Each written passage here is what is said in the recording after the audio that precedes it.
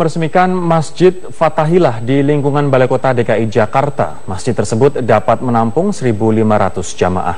Masjid dua lantai tersebut sebenarnya diharapkan selesai ketika Jokowi masih menjabat Gubernur DKI Jakarta. Namun akhirnya baru dapat diresmikan di masa Gubernur Basuki Cahayapurnama. Dalam peresmian masjid tersebut, Presiden Jokowi didampingi Menteri Agama Lukman Hakim Saifuddin. Dengan adanya masjid yang memadai, diharapkan pegawai Balai Kota lebih mengamalkan ajaran agama dan mengimplementasikannya pada pekerjaan melayani masyarakat. Selain meresmikan Masjid Fathahillah, Ahok juga mengundang Presiden Jokowi untuk meresmikan Masjid Raya Jakarta yang sedang dibangun di wilayah Daan Mogot, Jakarta Barat.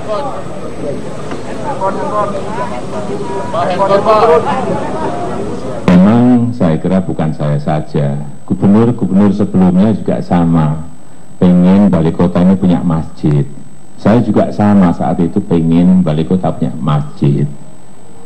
Tetapi nyatanya sampai waktu saya habis jadi gubernur tidak ketemu tempatnya di mana yang harus dirombak.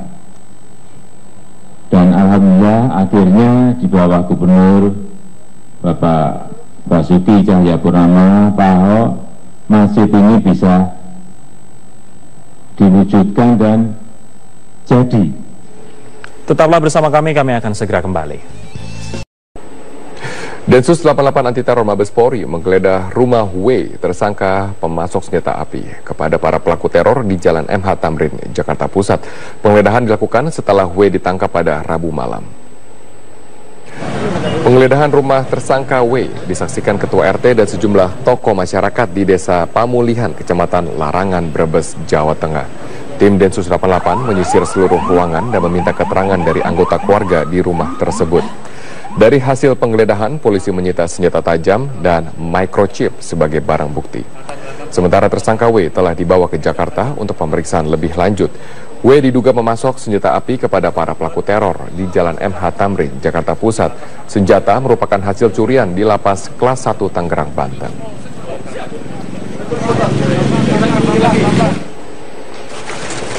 Pimpinan daerah yang notabene itu memandu melakukan pengawasan keras mengejar seorang bandar narkoba berinisial E saat akan menangkapnya di Desa Tanjung Baru, Kecamatan Bukit Kemuning, Kabupaten Lampung Utara. Pelaku berusaha melarikan diri saat melihat kedatangan aparat kepolisian. Setelah beberapa menit menghilang, akhirnya polisi berhasil menangkap pelaku berikut dengan barang bukti berupa puluhan bungkus paket sabu siap jual. Selesai dari penggeledahan, polisi langsung mengirim pelaku ke Mapores Lampung Utara untuk penyidikan lebih lanjut. Pelaku dijerat dengan pasal 112, 132, dan 114 Undang-Undang Narkotika tahun 2009 dengan ancaman hukuman maksimal 20 tahun penjara.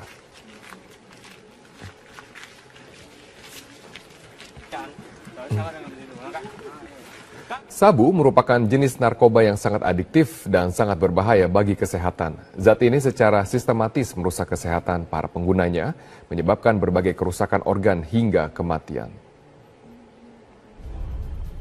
Sabu atau metamfetamin merupakan stimulan yang berbentuk serbuk berwarna putih kristal. Awalnya zat ini dibuat untuk mengobati gangguan hiperaktivitas. Dampak penggunaan zat ini langsung dirasakan tubuh seperti detak jantung yang meningkat, suhu tubuh yang naik, tekanan darah yang juga meningkat. Akibatnya penggunanya kesulitan untuk tidur, nafsu makan menghilang, mengalami euforia hingga halusinasi, kemudian memicu tindakan agresif dan menyebabkan depresi. Penggunaan sabu juga dapat menyebabkan gigi menjadi rapuh karena kekurangan kalsium, imunitas menurun, kehilangan memori, stroke, hingga dapat menyebabkan kematian.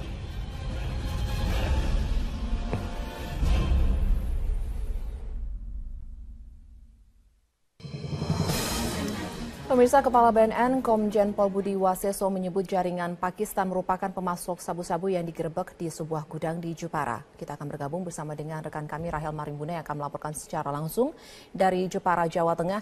Ya Rahel, apa saja temuan BNN dari penggerebekan di Jepara ini?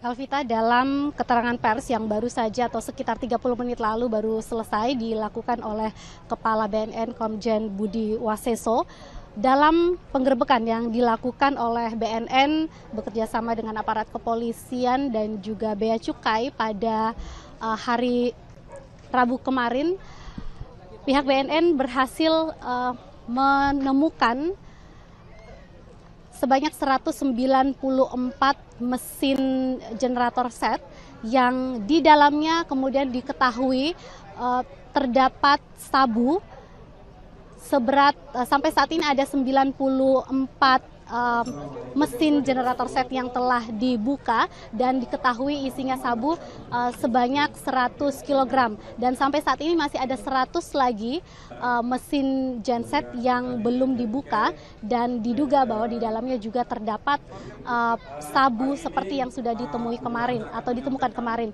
sehingga kemungkinan besar total dari sabu ini bisa mencapai lebih dari 200 kg. Dan dalam penggerebekan kemarin aparat BNN bersama dengan kepolisian juga mengamankan barang bukti lainnya seperti uang tunai sebesar 700 juta rupiah, 2 mobil box dan juga temuan lainnya. Dan selain mesin genset sebanyak 194 diduga modus lain yang digunakan oleh pengedar atau pemasok dari sabu-sabu ini yaitu dengan kamuflase mengirimkan sebanyak 270 lebih dos. Sebagian dos diisi atau merupakan isi air filter. Ini diduga untuk mengecoh petugas bea cukai dan juga aparat BNN dan kepolisian ketika mereka menyelundupkan barang tersebut dari China atau dari Tiongkok menuju ke pelabuhan di Semarang.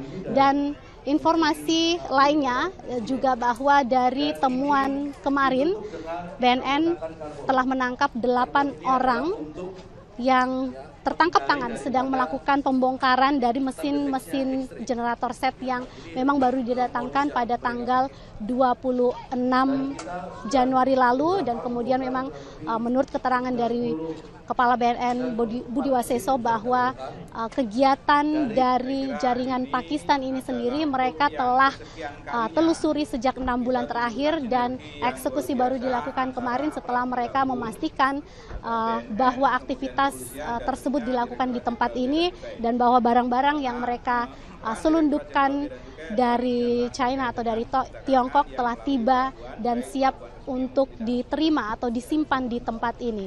Elvita. Ya Rahel, lalu apakah memang benar sudah ada keterangan bahwasanya penemuan yang ditemukan di Jepara ini masuk dalam jaringan internasional? Sampai saat ini memang dari BNN sendiri menduga kuat bahwa ini merupakan jaringan internasional, khususnya yang jaringan Pakistan, dan ini memang sudah ditelusuri oleh pihak BNN selama 6 bulan terakhir ini. Itu informasi yang disampaikan oleh Kepala BNN tadi, bahwa setelah melakukan penelusuran selama 6 bulan mereka pastikan bahwa memang sabu yang didatangkan oleh pemiliknya yaitu memang berasal dari Pakistan. Dan dari 8 tersangka yang telah ditangkap kemarin, 3 diantaranya merupakan WNA asal Pakistan. Dan informasi lain yang kami terima juga dari pemilik rumah atau pemilik gudang yang disewa oleh para tersangka ini, salah satunya memang merupakan warga negara Pakistan yang menikah dengan seorang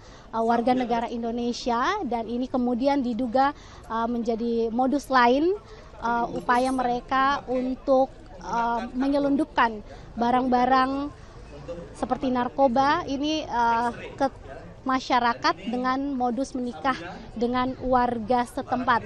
Nah, ini juga menjadi peringatan tadi disampaikan oleh Budi Waseso bahwa masyarakat diharapkan berhati-hati karena banyak sekali modus yang dilakukan oleh para pengedar narkoba untuk memasukkan barang haram tersebut ke Indonesia. Dan informasi lainnya juga bahwa memang operasi atau penggerbekan ini dilakukan BNN bersama dengan kepolisian dan juga Bea Cukai, karena Bea Cukai dengan kerjasama dengan Bea Cukai akhirnya diketahui bahwa barang-barang yang diselundupkan dengan menggunakan mesin generator menjadi kamuflase itu berhasil diketahui. Modus yang memang boleh dikatakan baru digunakan oleh para penyelundup ini, yaitu dengan menutup paket sabu itu dengan kertas karbon sehingga ini memang sulit ditembus oleh X-ray. Namun pihak Bea Cukai mempunyai trik tersendiri untuk mengetahui dengan pasti bahwa di dalam mesin genset itu terdapat benda yang memang mencurigakan. Setelah melakukan pengetesan seperti mengetes alat atau mesin-mesin tersebut, jika mesin tersebut berhasil dinyalakan, maka memang kemungkinan bahwa genset tersebut aman. Namun memang dari hasil pemeriksaan kemarin diketahui bahwa dari genset tersebut tidak bisa dinyalakan. Itu berarti ada benda mencurigakan di dalam genset tersebut, dan ini kemudian menguatkan dugaan dari BNN bahwa memang barang-barang tersebut merupakan benda yang mereka curigai selama ini atau mereka telah telusuri selama 6 bulan terakhir ini. Mereka mengikuti proses pengiriman dari Semarang hingga ke Jepara, hingga ke sebuah gudang mebel ini, dan kemudian akhirnya BNN menggerebek dan mendapati bahwa memang para pelaku berada di dalam dan sedang membongkar paket yang mereka terima yang dikirim dari Tiongkok tersebut, Elvita. Ya Rahel, lalu apakah sebenarnya gudang yang digerebek ini merupakan gudang tempat transit, penyimpanan seperti itu, atau memang diproduksi narkobanya di dalam gudang tersebut? Dan narkoba yang ditemukan ini, sabu-sabu yang ditemukan ini, apakah sabu-sabu yang memang siap edar? Kalau kami melihat barang bukti tadi yang diperlihatkan dalam keterangan pers BNN, sabu tersebut tidak dalam bentuk yang mungkin biasa diketahui oleh masyarakat berupa bubuk, tetapi berbentuk kristal. Dan di tempat ini sendiri memang nampaknya hanya menjadi tempat transit atau penyimpanan dari barang tersebut yang kemudian selanjutnya akan diedarkan. Nah, kalau informasi dari Kepala BNN sendiri mengatakan dari hasil tes laboratorium bahwa sabu tersebut mempunyai kualitas yang sangat. Meresmikan Masjid Fatahillah di lingkungan Balai Kota DKI Jakarta. Masjid tersebut dapat menampung 1.500 jamaah. Masjid dua lantai tersebut sebenarnya diharapkan selesai ketika Jokowi masih menjabat Gubernur DKI Jakarta. Namun akhirnya baru dapat diresmikan di masa Gubernur Basuki Cahayapurnama. Dalam peresmian masjid tersebut, Presiden Jokowi didampingi Menteri Agama Lukman Hakim Saifuddin. Dengan adanya masjid yang memadai, diharapkan pegawai Balai Kota lebih mengamalkan ajaran agama dan mengimplementasikannya pada pekerjaan melayani masyarakat. Selain meresmikan Masjid Fatahillah, Ahok juga mengundang Presiden Jokowi untuk meresmikan Masjid Raya Jakarta yang sedang dibangun di wilayah Daan Mogot, Jakarta Barat.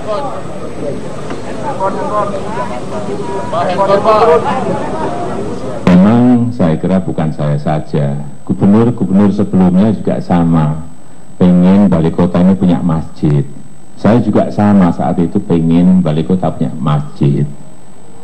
Tetapi nyatanya sampai waktu saya habis jadi gubernur tidak ketemu tempatnya di mana yang harus dirombak.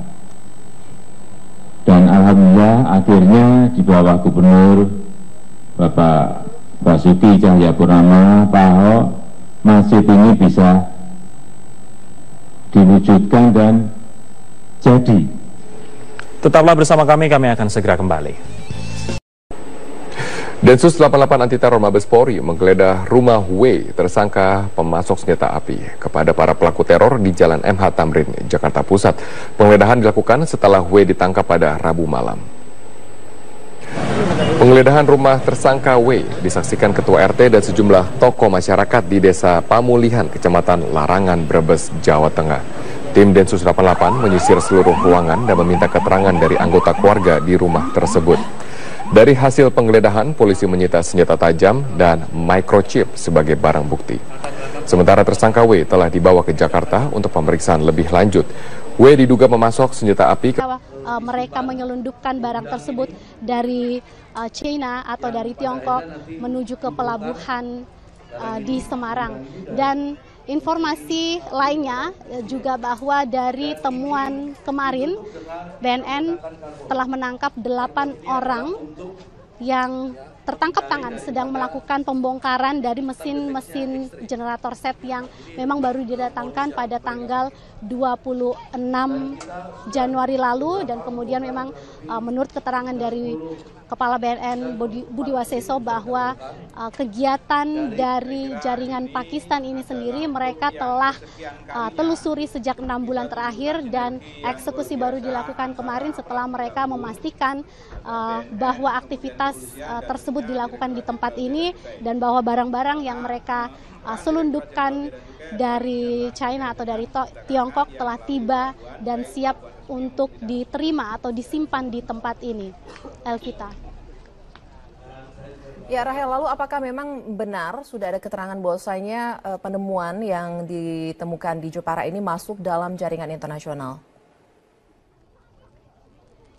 Sampai saat ini memang dari BNN sendiri menduga kuat bahwa ini merupakan jaringan internasional, khususnya yang jaringan Pakistan, dan ini memang sudah ditelusuri oleh pihak BNN selama 6 bulan terakhir ini. Itu informasi yang disampaikan oleh Kepala BNN tadi, bahwa setelah melakukan penelusuran selama 6 bulan mereka pastikan bahwa memang sabu yang didatangkan oleh pemiliknya yaitu memang berasal dari Pakistan, dan dari 8 tersangka yang telah ditangkap kemarin 3 diantaranya merupakan WNA asal Pakistan, dan informasi lain yang kami terima juga dari pemilik rumah atau pemilik gudang yang disewa oleh para tersangka ini. Kepada para pelaku teror di Jalan MH Tamrin, Jakarta Pusat, senjata merupakan hasil curian di Lapas Kelas 1 Tangerang, Banten.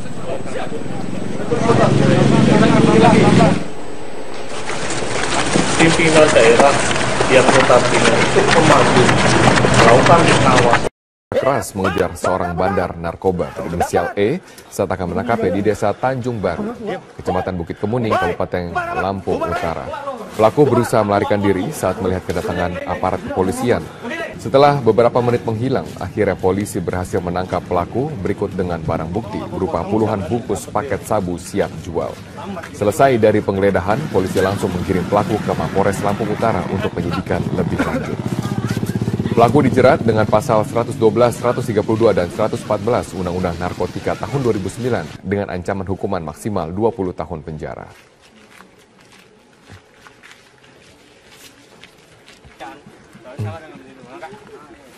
Sabu merupakan jenis narkoba yang sangat adiktif dan sangat berbahaya bagi kesehatan. Zat ini secara sistematis merusak kesehatan para penggunanya, menyebabkan berbagai kerusakan organ hingga kematian.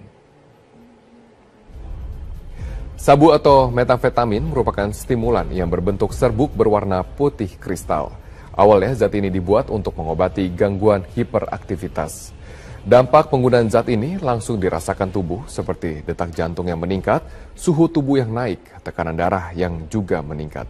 Akibatnya penggunanya kesulitan untuk tidur, nafsu makan menghilang, mengalami euforia hingga halusinasi, kemudian memicu tindakan agresif dan menyebabkan depresi. Penggunaan sabu juga dapat menyebabkan gigi menjadi rapuh karena kekurangan kalsium, imunitas menurun, kehilangan memori, stroke, hingga dapat menyebabkan kematian.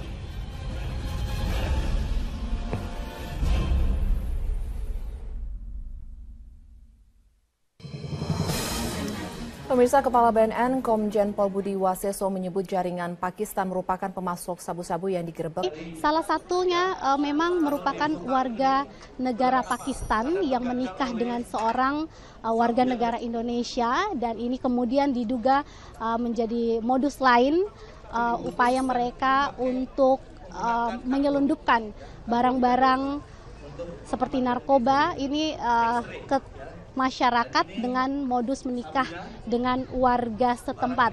Nah, ini juga menjadi peringatan tadi disampaikan oleh Budi Waseso bahwa masyarakat diharapkan berhati-hati karena banyak sekali modus yang dilakukan oleh para pengedar narkoba untuk memasukkan barang haram tersebut ke Indonesia. Dan informasi lainnya juga bahwa memang operasi atau penggerbekan ini dilakukan BNN bersama dengan kepolisian dan juga Bea Cukai, karena Bea Cukai dengan kerjasama dengan Bea Cukai akhirnya diketahui bahwa barang-barang yang diselundupkan dengan menggunakan mesin generator menjadi kamuflase itu berhasil diketahui.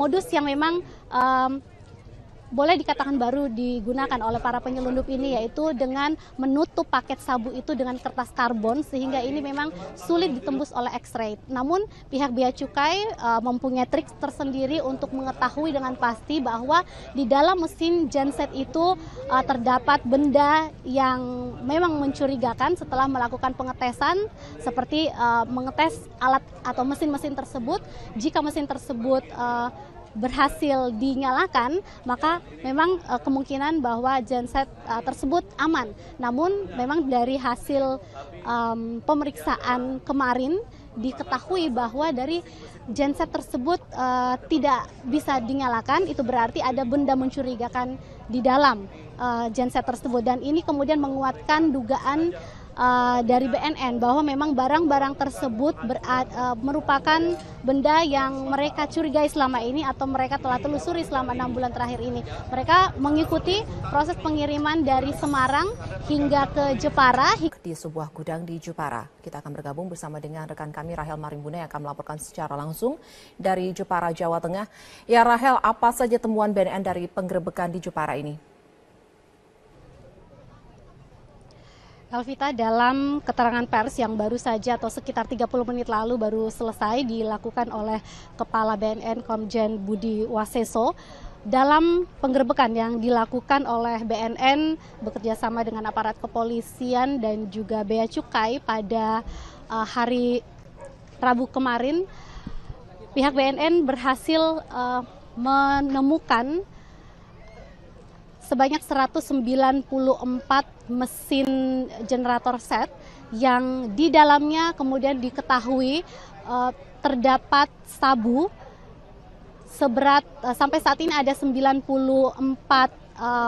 mesin generator set yang telah dibuka dan diketahui isinya sabu sebanyak 100 kg, dan sampai saat ini masih ada 100 lagi mesin genset yang belum dibuka, dan diduga bahwa di dalamnya juga terdapat sabu seperti yang sudah ditemui kemarin atau ditemukan kemarin, sehingga kemungkinan besar total dari sabu ini bisa mencapai lebih dari 200 kg. Dan dalam penggerebekan kemarin, aparat BNN bersama dengan kepolisian juga mengamankan barang bukti lainnya seperti uang tunai sebesar 700 juta rupiah, 2 mobil box, dan juga temuan lainnya.